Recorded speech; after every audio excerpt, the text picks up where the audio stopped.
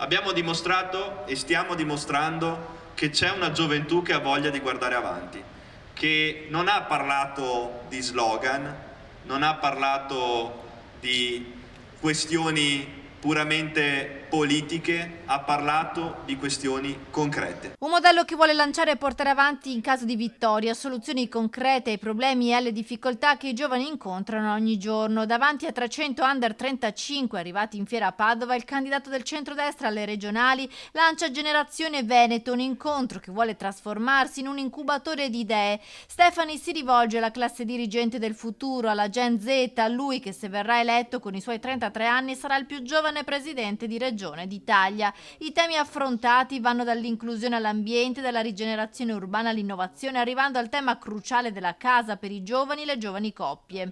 Abbiamo proposto un piano casa anche tramite le ATER regionali che utilizzi i fondi a disposizione del piano casa e possa implementare gli stessi con delle opportunità offerte dalla rigenerazione urbana per garantire ai giovani case a prezzi accessibili ma soprattutto ad affitti calmierati, ed è uno dei fattori di attrattività anche per quanto riguarda il mondo dell'impresa e ovviamente i lavoratori. Sul palco insieme a Stefani si alternano le esperienze di start-upper, sportivi, imprenditori, volontari di associazioni, rappresentanti di istituto, e il focus va all'inclusione e al tema dell'occupazione. Sono il primo a dire che nel momento in cui in Veneto mancano 280.000 lavoratori qualificati nel 2030, abbiamo bisogno di integrare sempre di più le scuole di formazione professionale, le scuole di formazione tecnica con il mondo dell'impresa. Oggi un giovane che esce dagli istituti professionali e dagli istituti tecnici è un giovane affermato e che deve essere valorizzato, tanto quanto un laureato. L'immigrazione non può essere una soluzione strategica, è una soluzione che tra l'altro non tiene conto dell'importanza di integrare sempre di più le scuole di formazione professionale, le scuole di formazione tecnica con il mondo dell'impresa.